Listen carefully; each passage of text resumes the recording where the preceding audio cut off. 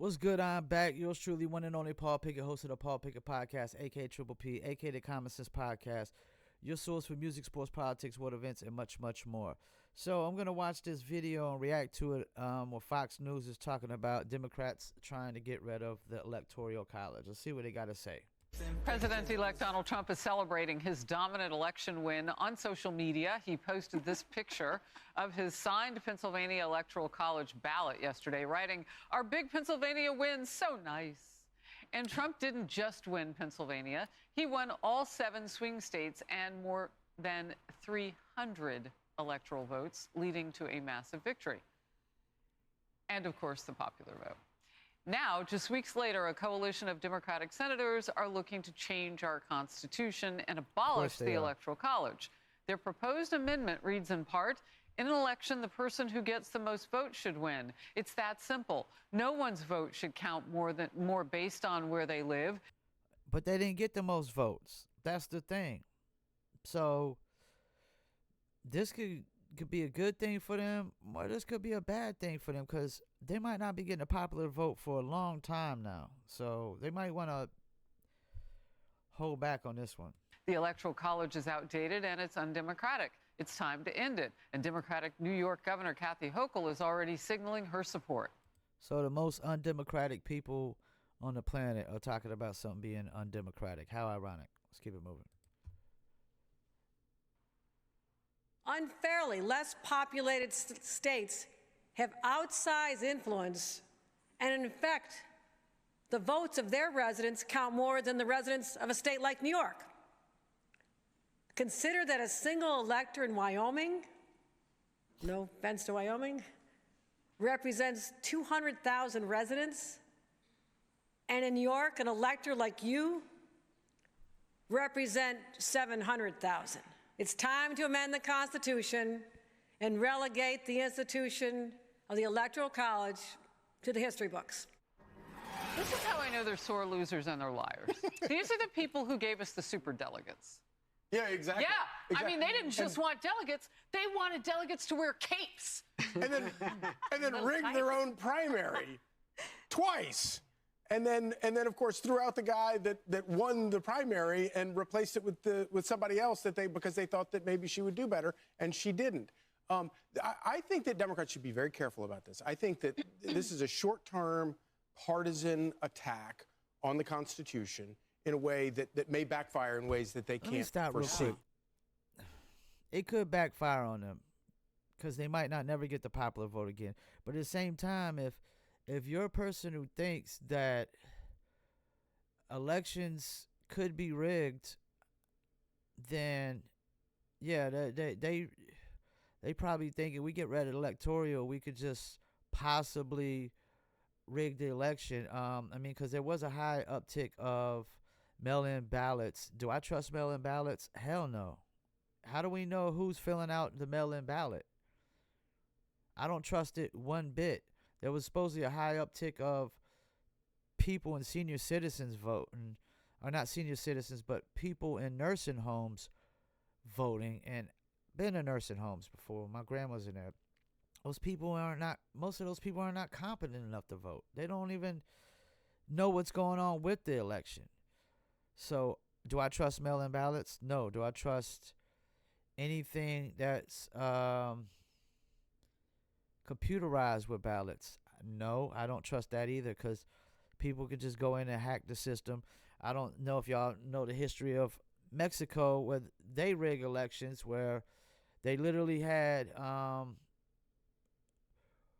these results that were put out to the public that the specific party was winning the election, but the real results were basically hidden with a password, and those weren't shown to the public. So they had manipulated results, fake results shown to the public digitally, and the real results were underneath a password where they could switch back from password to password, and they could look at the real results. And the real results showed that they were actually losing, and the fake ones actually showed they were winning, which when people think that somebody they were going to vote for is losing, if they just know they're losing, they're not going to be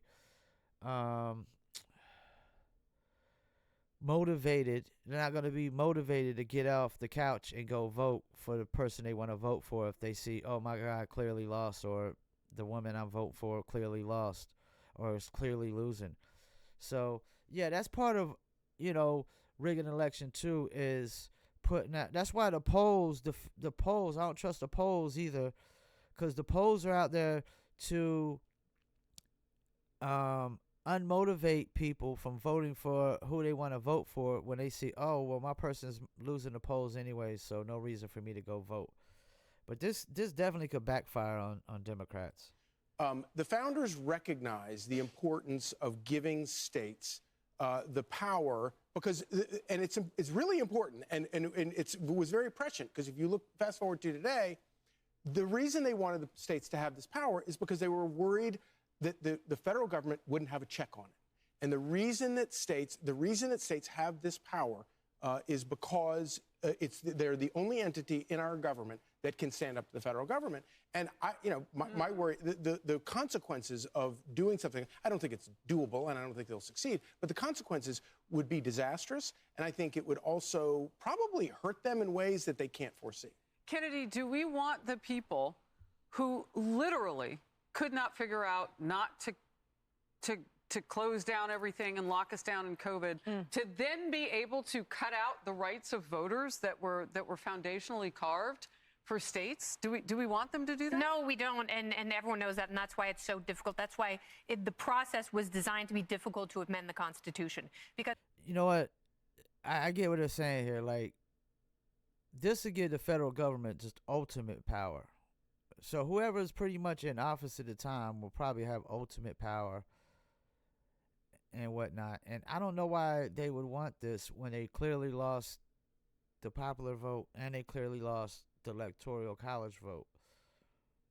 But it just sounds like a way to try to, if you eliminate Electoral College, then they can try to, rig the election based off of the popular vote. It just seems like a way for them to rig things and just get what they want only. It had to do something that would have long-lasting ramifications that we could agree on as a society. And all it would take is for a Republican to win the popular vote and a Democrat to win the electoral vote, and then they would completely switch course, which will probably happen because our politics are only going to get weirder and weirder as the two parties.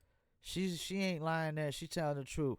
If it was to go that way with the Republicans, like if they took away the Electoral College, but they actually won the electoral votes and they lost the popular vote, they would literally try to backtrack and keep the Electoral College in. She's totally right about that. They only trying, like I said, it's all about trying to make it the game rigged so it only benefits what they want. Sort of age out their Humpty Dumptys like Mitch McConnell and Nancy Pelosi who can't stay upright. So a newer generation of people is going to come forward and they're going to appeal to voters in different ways. And so everything will continue to get flipped on its head. The Constitution should not be one of those things. And you're also going to ignore everyone in the middle. So that means presidential hopefuls will only be campaigning in New York, California, Texas, and Florida. And they're basically saying, suck it, Iowa. Wow. Right now, aren't all of those sanctuary cities? I mean, they're in states, I should say. They're spreading like scarlet fever. Oh my goodness! All right, and in her lovely scarlet fever, like oxblood skirt, Rosanna Scott. So this is what I have to say, Harris. Governor Hochul has so many problems in New York City and in the state. It's kind of interesting that she's talking about this. Her administration did a redrawing of the congressional maps, okay, which was overturned. Okay, and then Nancy Pelosi basically blamed her for losing congressional seats and messing up everything in D.C. So I don't know. Does Governor Hochul really have any weight when she comes out and talks about electoral votes? I'm not really sure. That was such a great lead up. Just like, wow. Yeah, it's perfect. Look, nothing is more rich than these Democratic individuals saying that the current state is undemocratic when they removed the duly elected candidate for their own party for the presidency and expected everyone to just sit back and swallow it. Yeah, that's very hypocritical. They literally just said, screw primaries. We're not going to give nobody else a shot or a chance to run for president. We're just going to pick who we got, who we want, and that's it. Even though none of the Republicans stood a chance of beating Donald Trump, they gave him a shot. They didn't do it. Yeah, I think I heard enough on this. This could definitely go back to backfire on Democrats if they try to do this. It might be the dumbest thing ever for them. Because if they stay on course with these woke politics and the identity politics and transgenderism and open borders and allowing boys to change in girls' locker rooms and males and female sports and all these things that are very, very divisive, and going after Christians. How about that one? They're attacking Christians, and there's a lot of Christians in the world. So if you start attacking Christians, you're pretty much alienating, half of your base, which is crazy. Maybe they need to wake up and smell the Folgers. Yeah, I don't know how this is going to turn out. It just sounds like a way for them to have the game rigged. Federal government control what other states say or do.